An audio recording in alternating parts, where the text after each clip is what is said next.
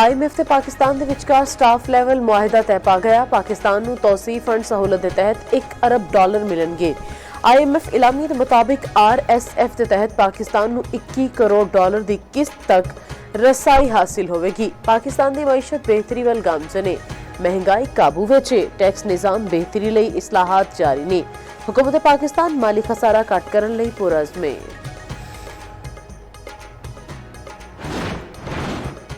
Iran नाल मुज़ाकरात कर रहे हैं और डील चाहता है। मुज़ाकरात का नतीजा भी निकलेगा। ईरान हुण कदे भी बहरी जंगी जहाज़ नहीं बना सकेगा। अमरीकी सदर डोनाल्ड ट्रंप का मियामी विच तकरीब नाल खिताब आख्या ईरान कोल एटम बॉम्ब हुंदा ते मशरकी वस्ता विच इस्तेमाल कर चुकिया हुंदा। मैं इसराइल ते मशरकी वस्ता नूं ईरान तो बचा लिया।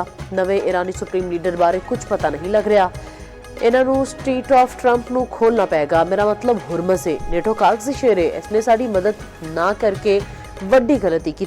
सऊदी वलीअहद मेरे दोस्त जंगजू ने।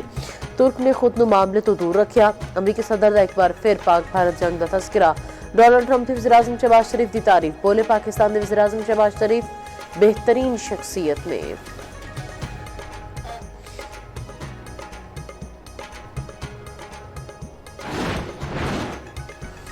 ईरान में जमीनी फौज उतारे बगैर अपने मकासद हासिल कर सकते हैं। अमरीकी वज़ीर ख़ारजा मार्को रूबियो का आखना है ईरान जंग महीनियां नहीं हफ्तियां विच मुक जाने की तवक्को है। फ्रांस विच G7 वज़राए ख़ारजा नाल मुलाकात के बाद मीडिया नाल गलबात विच हो रहा फौजी मकासद पाने के बावजूद भी आबना हुरमस खुली रखना एक फौरी चैलेंज बन सकता है। खदशा है कि ईरान आबना हुरमस लिए टूल सिस्टम कायम कर देने का फैसला कर देवे।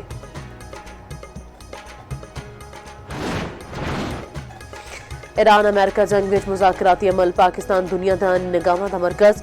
इस्लामाबाद विच 30 मार्च को अहम सफारती इजलास होगा। मिस्र, सऊदी अरब, तुर्की और पाकिस्तान के वज़राए ख़ारजा इकट्ठे होंगे। ज़राए के मुताबिक नायब वज़ीर आज़म ते वज़ीर ख़ारजा इसहाक डार इजलास की सदारत करेंगे। इलाकाई ते आलमी मामले उत्ते अहम मुशावरत होगी।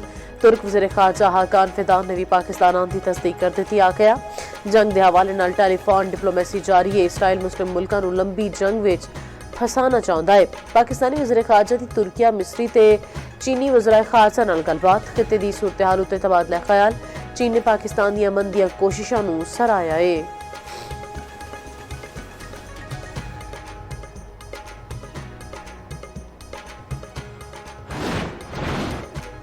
अमेरिका ते इसराइल दी ईरान उत्ते बंबारी जारी। देर रात तेहरान उत्ते शदीद बंबारी की गई।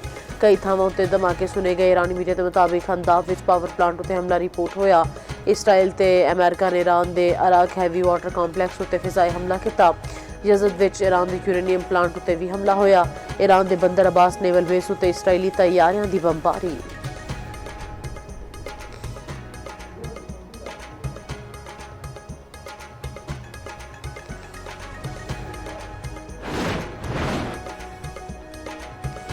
पेट्रोल उत्ते 95 ते डीजल ते 203 रुपए वाधे की तजवीज़ मुस्तरद। वज़ीर आज़म का पेट्रोलियम ते डीजल दी कीमतां बरकरार रखने का ऐलान। नोटिफिकेशन जारी। हाई स्पीड डीजल की कीमत 335 रुपए 86 पैसे फी लीटर बरकरार और पेट्रोल की फी लीटर कीमत 321 रुपए 17 पैसे बरकरार। हुकूमत ने इस हफ्ते होर 56 अरब रुपए का भार चुकन का फैसला किया है। शहबाज शरीफ ने कौम को खिताब में आख्या कि आलमी कीमतों के मुताबिक पेट्रोल फी लीटर 544 रुपए होना चाहिए सी, जिहड़ा हुकूमत 322 रुपए विच दे रही है। डीजल की फी लीटर कीमत 790 रुपए होनी चाहिए सी। मिट्टी के तेल की कीमत विच एक बार फिर इजाफा। मिट्टी का तेल 4 रुपए 66 पैसे फी लीटर होर महंगा कर दिया गया। मिट्टी के तेल की नवी कीमत 433 रुपए 40 पैसे फी लीटर मुकर्रर। पिछले हफ्ते मिट्टी के तेल की कीमत विच 70 रुपए 73 पैसे फी लीटर इजाफा किया गया सी।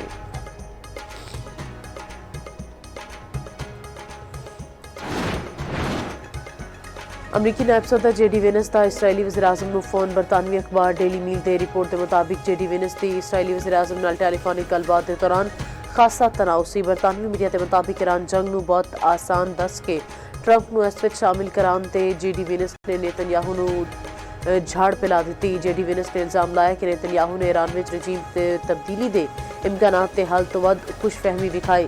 ट्रंप नूं जिहड़े ख्वाब विखाए गए सन वो पूरे नहीं होए।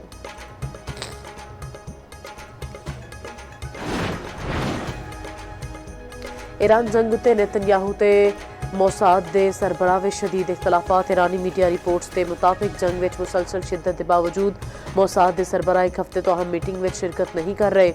ਇਸਰਾਈਲੀ ਵਜ਼ੀਰ ਆਜ਼ਮ ਮੋਸਾਦ ਦੇ ਸਰਬਰਾਹ ਈਰਾਨੀ ਫੌਜ ਦੀਆਂ ਸਲਾਹੀਅਤਾਂ ਤੋਂ ਮੁਤਅਲਕ ਗਲਤ ਮਾਲੂਮਾਤ ਦੇਣ ਦਾ ਇਲਜ਼ਾਮ ਲਾ ਰਹੇ ਨੇ।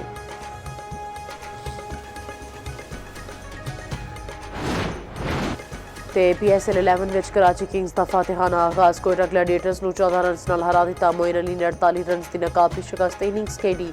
ਕੋਇਟਾ ਗਲੈਡੀਏਟਰਸ ਵੱਲੋਂ ਅਹਿਮਦ ਦਾਨਿਆਲ ਦੀਆਂ 3 ਵਿਕਟਾਂ, ਫਾਸਟ ਬਾਲਰ ਹਸਨ ਅਲੀ ਦੀ ਤਬਾਹਕੁਨ ਬੌਲਿੰਗ, 4 ਬੈਟਰ ਨੂੰ ਪਵੇਲੀਅਨ ਦੀ ਰਾਹ ਵਿਖਾਈ। HPL PSL 11 ਵਿੱਚ ਅੱਜ 2 ਮੈਚਸ ਖੇਡੇ ਜਾਣਗੇ।